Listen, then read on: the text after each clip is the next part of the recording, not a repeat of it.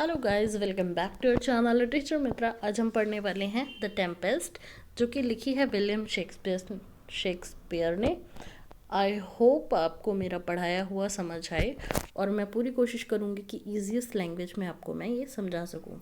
तो पहले हम कैरेक्टर्स लिस्ट पे आते हैं। तो फर्स्ट कैरेक्टर है यहाँ पे प्रॉस्पेरो। प्रॉस्पेरो जो है वो मिलान का ड्यूक हुआ करता था, ठीक है। और इससे इसके भाई ने भाई कौन है?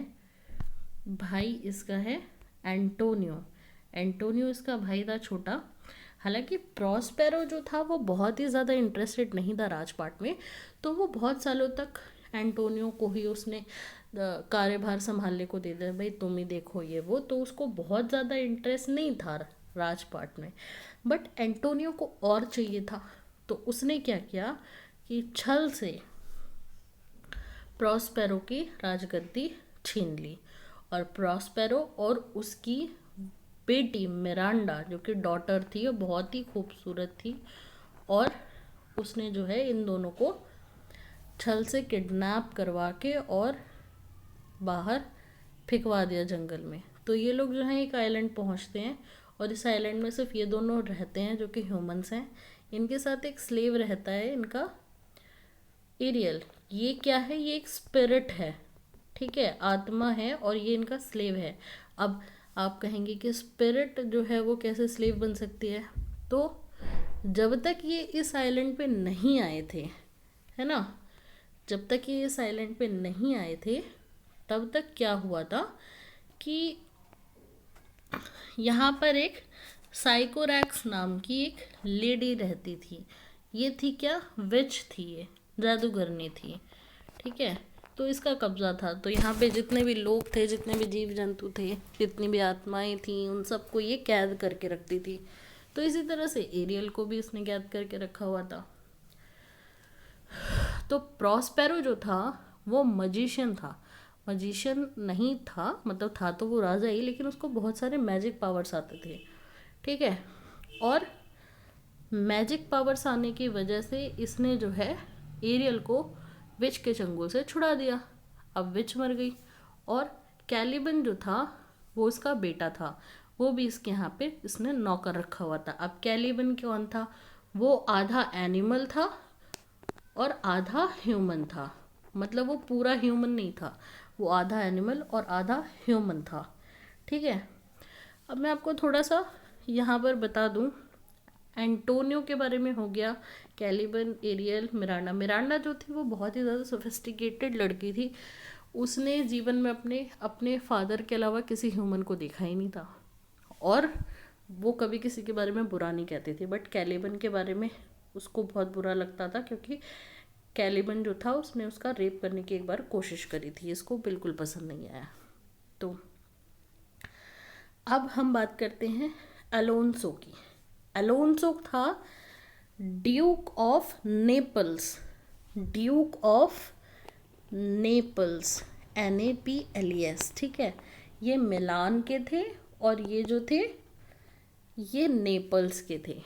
एंटोनियो ने नेपल्स के ड्यूक अलोन्सो के साथ मिलकर जो है प्रॉस्पेरो को वहाँ से हटाया था, राजगद्दी से छल से हटवा दिया था। और अलोन्सो का छोटा भाई था सेबास्टियन, ये बाद में आएगा। और फर्डिनेंड जो था वो उसका बेटा था। अब शुरू होती है कहानी। कहानी का जो टाइटल है वो है द टेम्पेस्ट। आई होप आपको समझ आ गया हो। टेम्पेस्ट का मतलब होता है तूफान। तूफान होता है इसका मतलब। तो अब क्या होता है कि मिरांडा जो है, कहानी यहाँ से शुरू होती है कि मिरांडा जो है वो समुद्र में एक तूफान को उठते हुए देखती है, और वो जो तूफान है उसके अंदर एक शिप जो है वो फंस जाता है। और शिप में कौन होता है? ये चारों लोग, एंटोनियो, अलोन्सो, फर्डिनेंड, सेबास्टियन, ये लोग होते हैं। इनके नौकर चाकर होते हैं, ठीक है। तो ये सब लोग जो है वो कहीं जा रहे होते हैं, ट्यूनीशिया से आ रहा होता है ये शिप, ठीक है। तो मिरांडा जो है वो बड़ा दुख होती है और उसे ये पता होता है कि प्रॉस्पेरो उसके फादर ने ही ये तूफान उठाया है, और उसको बड़ी फिक्र होती है उस शिप में रहने वाले लोगों के लिए। तो वो क्या करती है, अपने फादर के पास जाती है कि अरे फादर आप ऐसा क्यों कर रहे हैं, और ये वो उन्होंने आपका क्या बिगाड़ा है। तो उसके बाद फाइनली प्रॉस्पेरो जो है वो मजबूर हो जाता है ये कहानी सुनाने के लिए कि किस तरह से एंटोनियो ने, हम जो है 12 साल पहले राजा था मैं मिलान का, और किस तरह से एंटोनियो ने अलोंसो के साथ मिलकर ऐसा ऐसा मेरे साथ किया था। और उसके बाद जादुई अपनी शक्तियों से उसको जो है वो सुला देता है। फिर वो क्या करता है कि वो एरियल को बोलता है कि भाई जाओ देख के आओ क्या हाल है वहाँ पे। एरियल जो है वो जाता है कि भाई देख के आता है वहाँ पे क्या हाल चल रहा है। वहाँ पे जाता है और फर्डिनेंड को जो है उठा के ले आता है प्रॉस्पेरो के पास। अब ये सही मौका था उसके पास बदला लेने का, तो फर्डिनेंड को जो है वो परखने के लिए कि ये किस तरह का अपने फादर की तरह ही है या उससे भी बुरा है या अच्छा है, तो उससे बहुत हार्ड वर्क कराता है। अब मिरांडा ने कभी भी वो तो देखा नहीं होता ह्यूमन, क्योंकि वो तो शुरू से अपने फादर के साथ आइलैंड पे रह रही होती है और वहाँ पे कोई और था नहीं। तो फर्डिनेंड को जैसे ही वो देखती है तो वो उससे प्रेम में पड़ जाती है, और प्रॉस्पेरो ये सब देख रहा होता है। बट फर्डिनेंड के प्यार हार्डवर्क को देख के वो भी थोड़ा सा इम्प्रेस हो जाता है कि नहीं अब उसके फादर की तरह नहीं है। तो मिरांडा और फर्डिनेंड जो है वो प्रेम में पड़ जाते हैं। मिरांडा को उसकी हार्डवर्क को देख के बहुत दुख हो रहा था, उसकी कंडीशंस को देख के, बट प्रॉस्पेरो जो है वो उन दोनों के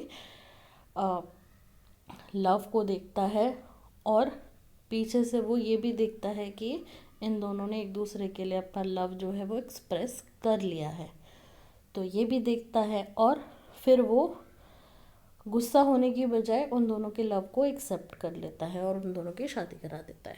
अब शिप पे क्या होता है, शिप पे अलोंसो को लगता है कि जो फर्डिनेंड है उसका बेटा वो मर गया है। ठीक है, सब तितर बितर हो गए हैं, सबको सुला देता है एरियल। और जब सब उठते हैं तो वो आइलैंड पे अपने आप को सेफली पाते हैं, बट सब इधर उधर फैले हुए होते हैं। ठीक है, अब यहाँ पर क्या होता है कि एंटोनियो जो है वो सेबास्टियन को भड़काता है कि भाई तुम जो है एक काम करो, अलोंसो को जो है मार दो मेरे साथ, और फर्डिनेंड तो मर ही गया है, और मेपल्स का जो राजा है वो तुम बन जाओ। ठीक है, बट जैसे ही ये दोनों प्लान करते हैं अलोंसो को मारने की, एरियल जो है उनके किसी भी प्लान को सक्सेसफुल नहीं होने देता, क्योंकि वो स्पिरिट था तो वो जादू टोना करके और कभी भी उनके प्लान को सक्सेसफुल नहीं होने देता है।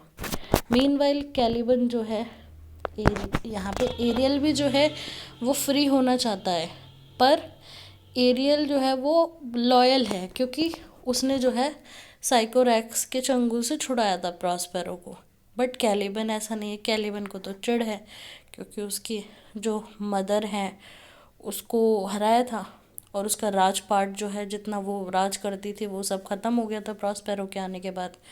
तो क्या करता है कि वो जो है ना चिढ़ता है, वो फिर क्या करता है, उसको अलोंसो के दो ना वो मिलते हैं नौकर, और वो उनको भड़काता है कि भाई मेरे साथ जो है वो प्रॉस्पेरो को मारने में साथ वो करो, मेरी हेल्प करो। और वो भड़क भी जाते हैं, बट ये बात जो है वो प्रॉस्पेरो को पता लग जाती है, और प्रॉस्पेरो जो है इन सबको वहाँ से भगा देता है।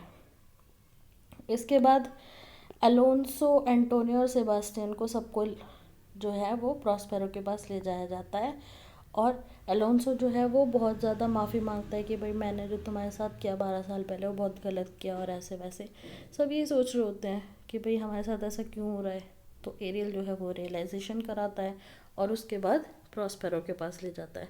तो प्रॉस्पेरो क्या करता है कि इन सबको जब देखता है कि अपनी गलती का एहसास हो गया है, अलोंसो उससे माफ़ी वाफ़ी मांगता है, और उसे ये भी देख के खुश होती है कि भाई फर्डिनेंड जो है वो ज़िंदा है और अब मैरिड है। तो वो प्रॉस्पेरो से माफ़ी मांगता है, और प्रॉस्पेरो जो है इन रिटर्न माफ़ कर देता है और दोबारा से जो है राजा बन जाता है। तो that's it for today's video guys. I hope आपको समझ आई हो। बहुत अच्छी वीडियो थी, बहुत अच्छी स्टोरी थी। Thank you guys for watching this video. If you like this video, hit the like button, keep sharing it, do subscribe my channel.